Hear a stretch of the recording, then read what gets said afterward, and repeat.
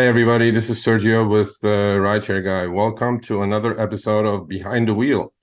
Today I'm joined by a very special guest, Ghassan from Los Angeles, and I call him the OG. The reason I call him the OG is, as he's going to tell us his story, he was one of the first signups by Uber in Los Angeles in 2012. Now, I never thought I would meet somebody from that long ago, as far as an Uber driver is concerned. But he has a fascinating story that everybody should be, listening to. But, after 11 years, he's still on the platform and he's still driving. So in the gig world, it's not all bad. There are some good, there are some bad, but here's an example of the good. So Ghassan, welcome. Thank you for doing this with me. Thank you, Sergio. Thank you for having me. Yeah, absolutely. So, as I said, you're the OG. I thought I was on the platform a long time, but no, you beat me by 4 years. So, so tell me a little bit about those days. Take yourself back to, in fact, tell us a little bit about your background, how you got into Uber before then, what you did, and then you talk about your first couple of years with Uber. But floor is yours. Thank you, Sergio. I had a limousine company in 2005. I opened with the stretch limousine, and we started the TCP. It was a very nice journey till 2008. And then 2008, the bubble, the market crash, and then it was very bad recession where I lost probably 80% of my business. And then in 2012, um, a buddy of mine called me from San Francisco that he used to help me with my client in San Francisco. Well, obviously, Uber started in San Francisco 2 years before LA. And he called me up and he's like, hey, man, Uber coming your way. They're going to take half of your business. I was like, who the hell is Uber?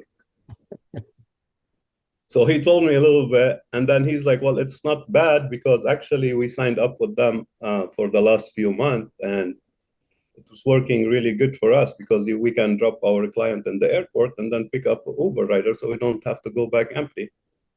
Yeah, so you had the limo business, which suffered obviously, but you continued, with one car or two cars that you kept out of that business, correct? So you had Yes. a black car, obviously, for limos. It's preferably black, suburban, or some sort of SUV, correct? Yeah, actually, the first sign up with Uber was in a town car. Town car, okay. Yeah. And So how did that process go? Obviously, your buddy said sign up with Uber. You didn't know anything about Uber. nothing. Nothing like today, obviously. And then initially, I know Uber was not Uber X or all these other platforms. It was a black car service, right?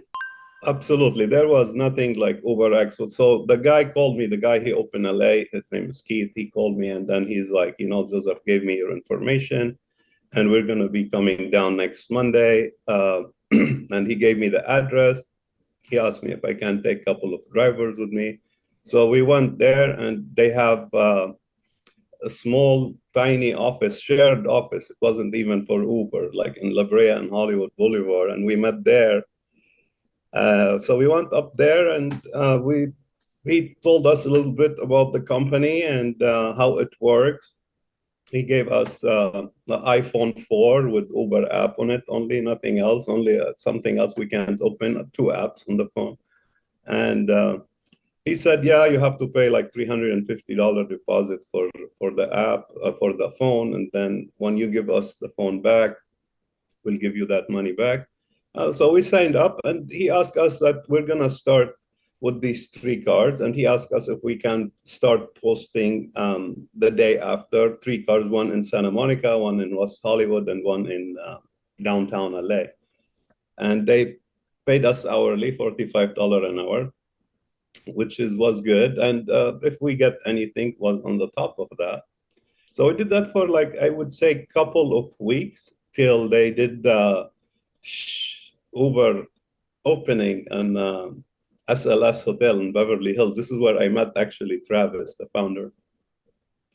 So we did that, and it started booming. And I made a few mistakes, of course, giving tons of drivers for free for Uber without getting anything in return.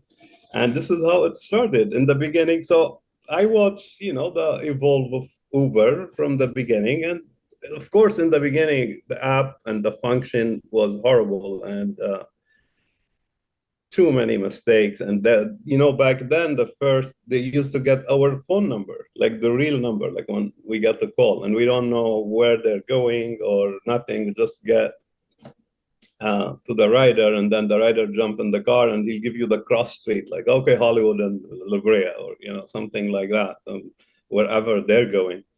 And of course, we used to get the pin wrong. Like we go to pick up a rider and the rider like in the valley and we're in Hollywood, that happened a lot because it didn't refresh. So a lot of things happen in the beginning. So it was stressful a little bit, but fun at the same time.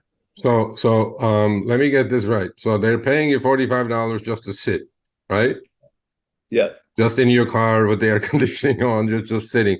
If you work 10 hours, it's $450, even if you don't do a trip, right?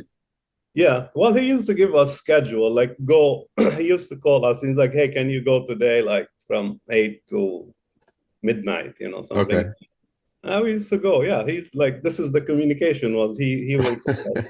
Yeah, so like a taxi cab, basically, right? So exactly. So but on top of the 45, they paid you for the trips as well when you did trips, right? Yeah. Because okay, let's take an example, just reminisce a little bit, going back to the great days of Uber, right?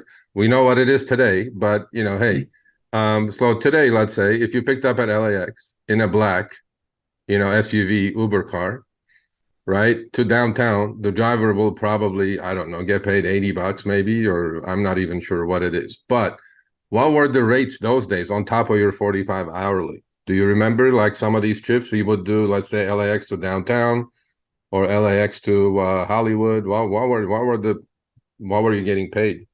It would be like, let's say from Pasadena to LAX, it would be like $90. And before, you didn't see what you get paid. So you saw the real rate that the rider is charged was $90, let's say $94, $92. And then in the end of the week, they would take their commission, which is started with 20% only. Yep.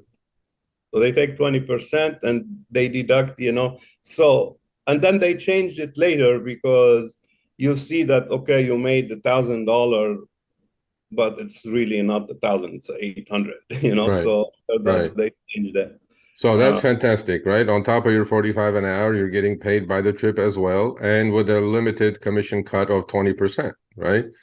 So I wish we could go back to those days, but we know we're not going to because the scale of the business is such now that, it's not possible.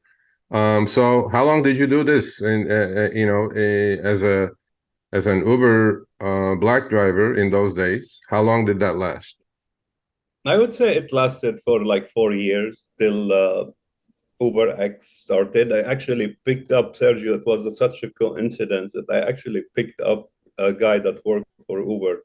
I was taking him to LAX from Hollywood.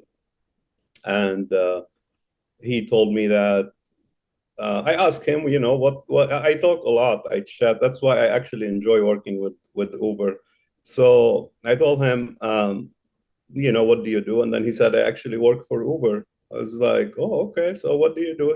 He told me that actually I have bad news for you guys. I was like, oh, bad news, what? He said, actually, we're launching Uber X. So I asked him what Uber X, and then he said, it's pretty much like Lyft, where drivers use their personal cards. And then I asked him, who's Lyft? And then he told me, if you see these cars with the pink mustache, driving, I was like, oh yeah, I was wondering, like, what the heck are these cars all the time, right? Yeah. So also few people know that actually Lyft was in LA before Uber X. Yeah. Nobody knows that. Yeah. So, and then I told him, well, what's the bad news? He said, well, that's going to affect significantly the black business, And he was absolutely right, this Yeah. guy, So he did give me the bad news. See, for me, it didn't make a difference. Still now, I still adjust with whatever happened with Uber because, see, people should like appreciate. I can never badmouth Uber, even with all the stuff that they did, but they bailed me out in 2012, Yeah. And then we did make really a lot of money. What in the beginning, this $90 I'm telling you about, and 75, this is nothing. Yeah. When it heated up to where we on the weekend make $3,000-4,000 Just a weekend? just the weekend. Yeah. Yeah, You it's know, crazy, right? I mean, those were the glory days. And then yeah. obviously, I think it was 2014 when Uber X came to LA. July 4th, I think it was when they launched it, because I look back at their history, and even then, if you did Uber X, you were making really good money. I mean, I know drivers who were making 50, 60, $70 an hour, right? Even drive with Uber X, right? Because there was so much demand, right? And there was not enough supply, and so 2014 comes, Uber X launches, you're driving a town car. What do you do with that? Do you do Uber X? What did you do? Um, well, after that, I didn't have the town car. Like I missed to tell you that a year later, actually, I got the SUV because the SUV was absolutely more money. And the last time, so when Uber X started, it was a chaos in LAX, and everybody was picking. Of course, nobody want to pay black anymore. So Yeah. we used to wait in the holding lot to get Uber ride 3-4 hours Yeah. to get anything. It got to that point. Like I Yeah. drop off my client in LAX, go to the holding lot. Yeah. Before I used to get a ride immediately, like sign in LAX, boom, get a ride. Yeah. These days, gone. So I go to the holding lot and wait, and then I got the last trip I told you, I think when we were chatting, is to El Segundo because we didn't know where we're going. Yeah. I mean, we used to call, but I'm not the kind of a driver where if I get a call, I'll accept it, I'll do it, whatever it is back then. So they Yeah. were going to El Segundo after me waiting for 4 hours, $25 ride, Yeah. minus the 25% then after that. And yeah, and then I quit right there. I told actually the riders, like, hey, you're the last riders in Uber Black. I'm quitting today. Yeah. And then what did you do after that? I mean, now After it's that, Uber I X, said, right? You cannot yeah, drive your town car with all the expenses. It's expensive to do that for yeah, doing Uber X anyway. And they didn't have any of the upper platforms. I mean, they had afterwards, they introduced Select and all these other platforms. But so what did your life look like after Uber Black came to an end in full force? Because as you were saying, I mean, that's not joke money. We're talking 10 years ago dollars now, right? 10 years ago, the money went a lot further. On a weekend, pulling down $3,000-4,000 is incredible, right? yeah. So Uber X shows up, that probably gets cut in half right away, or more, probably. Yeah. So when I started with Uber X, it was very discouraging. Like I went and I got the car Hyundai Sonata Hybrid. I was like, okay, I'll do Uber X. So I started, and it was like when you see like $3.50, like you're crushed. We never seen anything in the SUV less than $25 is the minimum. We don't Yeah, see anything like less than that. yeah. And you see $3.50. It's like, you What is laugh. that? $3.50.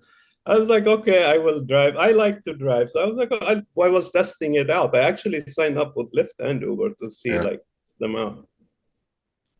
And yeah, so I did that for a week or so. And then I start seeing that they add up and they start giving these crazy quests. yeah, Like, okay, you do 50 rides, you get $600 more. yeah, I was like, what? Okay, so I'll do yeah, 50 rides, yeah, So it yeah. started, and then on the end of the week, I was like, this is great money, Yeah, a couple $1,000, for doing, 50, 80 trips, nothing, right? Because those Gallon quests, gas though, $3. they're gone, right? So I'm like, I wish we could go back to those, but it's not going to happen either. This is not about going back, people. This is about the progression from the mouth of the original Uber driver in LA and to today, right? Because you're not going to find too many people who've been doing this for 10, 11 years. Not going to happen. Most people burn out. Most people have a crash, whatever. But so then the pandemic hits, obviously, right? And rideshare kind of goes away again, right? For a year and a half at least, because everybody's talking about what'd you do during the pandemic? Well, I did a few things. I did like Postmates and Doordash and Uber Eat for a little bit. I didn't like it at all, honestly. It was, I don't know how they do it. The driver, I see them doing it, but there is no way I could do it. I mean, I Yeah, did. And also I got my CDL. I was driving a semi truck like for 4 months. Also, that was not for me. So what I wanted to tell you, Sergio, that yeah, the drivers that they're complaining and they don't know. I think the problem is they don't know yeah, what to do or who they are or like what they want. What do you want? Like yeah, all what you need to do, like what do you want? Is it only the money and the complaining, or you want to set yourself your routine? I make money yeah. with Well, I Uber. mean, look, but you know what it is that as veterans, right? I remember the first week I drove, and if I can compare that, or first month I drove, every week I would drive 40 hours, maybe 45 max, and I would just gross $3,000 to $3,500 because I knew what I was doing. I had the strategy. So in order to make the same amount of money right now is impossible. It really is. Unless you work, I don't know, 100 hours a week or some ridiculous number, right? So to me, people look at that and say, all these things that have changed, right? Uber used to only take 20%, then 25%. Now it's up to 50%. But to me, the most important thing, Ghassan, is don't worry about what the other guy is making. I mean, you need to figure out your own profitability. If you're profitable, take the trip. If you're not profitable, don't take the trip. Nobody's putting a gun to your head, right?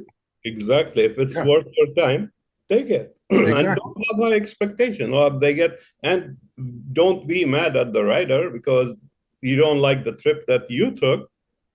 So I this is what I do. I take the trip. I don't have expectation for tips. I do wonderful service, like professional as a black card. I Yeah, do it with Uber X, yeah, you know, and I still get $200-300 tips a week. yeah. So we're out of the pandemic now. You're back to, rideshare is coming back, and I think rideshare, except the West Coast, I think throughout the country is back to where it was before the pandemic. But tell me a little bit about your car that you're driving now, your daily routine. I don't want you to give up your honey holes. I don't want you to give up too many secrets, Yeah. because they're for us to keep, right? But tell me a little bit about your daily, how many hours you drive a week, how many trips you do, such things like that. Okay. So now I have after I sold my Hyundai Sonata, I was actually playing with my phone. Uber sent me a notification, and I did like rent a Tesla electric car. So I was like, okay, the gas was I think like $7. I was Yeah. like, okay, I'll try it. So I clicked reserve car, and then they said, okay, your car gonna be ready at noon. I was like, what the heck? This is how it started. So I called Hertz, and they said, yeah. I gave them the confirmation number. They said, yeah, your car will be ready at noon. So I actually went with my son, picked up the car. First time I drive Tesla, they gave me that and information. Started. I drove actually for like 6 months with Tesla. Okay. Put like probably 50,000 miles on it. I was driving 7 days a week. Yeah. So it was a good experience. And then after that, I was like, okay, that's a lot of money. And then the income start decreasing, Yeah. so you start making less money. When you make less money and you're paying high rent, Yeah. so you have to think and do, okay, what do I do now? And this is when I started searching to buy my own electric car, and Yeah. I got a Honda Ioniq 5. I did some research, and they're great cars. I Yeah. have it already for a little bit over 2 months. I put 15,000 miles on it already, and Wow. yes, yes, it's a pretty beautiful car, very comfortable. And my cousin told me like, okay, you're crazy. He drives a Prius. He's like, you buy $55,000 car, to go Yeah. drive, for Uber X. I was like, I didn't buy the car for only for the riders. I bought it for me too. Yeah. If I'm comfortable in a nice, beautiful car and clean, I Yeah. can work longer hours. I told him I can work 3 hours in your car. Yeah. So everybody is different. Yeah. So I do the Ionic 5 now and electric car. I'm mainly, of course, I'm doing Uber X, right? Like yesterday I did a Manhattan Beach for Comfort Electric, but I took it like $17, right? Yeah. Okay, very short, but I didn't take it because I wanted to take it. I took it because I was almost empty in battery. I wanted to charge in Hermosa Beach where I Yeah. charge. So I So took what it. is your, let's say, what is your Uber acceptance rate and cancellation rate? Okay. The So acceptance rate, are you a cherry picker or are you an ant? yes, I am. 18%. I'm gonna tell you something about that. Now, actually, my acceptance rate is going up. I think it's like 19% now. Okay. But cancellation rate is 2%. Okay. And I don't cancel after I accept the ride. Yeah. I Me will, too. Same thing. Same thing. Yeah. if you see where you're going, how much you're getting paid, why do you Yeah. accept it and cancel it? The I only agree. time I cancel and why I have 2% cancellation rate is when I accept the ride and then I get the notification that something updated, and then I click and I see they added a stop, and then I see the rate, like let's say it went up from $32 to 45. So I did accept one before, and then what this means, they added a stop that can take you somewhere you don't want to go. Yeah. You know, so I called them, they didn't pick up. Like I wanted to know where is the stop added to. Yeah. So they don't pick up, I cancel. Yeah. I agree with you. I agree because that's an initial contract. You accepted that contract and then the contract changes without you having any control, which is not cool anyway. So we have about, a few minutes left. What I'm going to do is, for someone who has seen the great, I mean, I'm talking great, then the good, right? And then the bad. And now a lot of drivers call it the ugly with this upfront fares, and nobody knows how much they're supposed to make. Nobody knows why they make for the same trip, sometimes $10, sometimes $20. Nobody knows, right? So there's certain uncertainty in the driver community, and I understand the frustration, right? So give me your opinion of where Uber is today for you and what is it doing for you, right? How long you're going to keep doing it? Obviously, you can't keep doing it forever, but it seems like you enjoy driving. So you put in 14,000 miles in 2 months on your car, so you're doing a lot of driving. And give me a couple of minutes about that in closing. Again, we always try to be balanced. It's not all bad. Okay, there's drivers who enjoy what they're doing. They're watching their profitability, of course, and there are people like Ghassan who started from point A, literally, of Uber in LA, and now he's in, God knows, maybe I'll call it point X, because that's where the spectrum is. But he's still enjoying doing it. He's still watching his profitability. So tell me, to other drivers, what your advice would be, how to not to get into this mode of, oh, I used to make this, I used to make that, and tell me a little bit about that too. Well, the only thing is don't have high expectation and adjust. Okay. These days here, these days, I don't know if you can see these. Yeah, So these days are not coming back. yeah, Have to accept that these days are not coming back and you have to adjust, and there's still money. And I'm not having a good day every day. So you yeah, have to adjust and be prepared. When I leave in the morning, I say like, okay, it could be a good day, it can be a bad day. yeah, Sometimes I say, okay, well, that was a good day. Sometimes I get pissed off. I come back making $60. So it's not a good day every day. yeah, But it doesn't mean you cannot keep going. But I don't get pissed. I'm not gonna stress out yeah, because it always average out in the end of the week.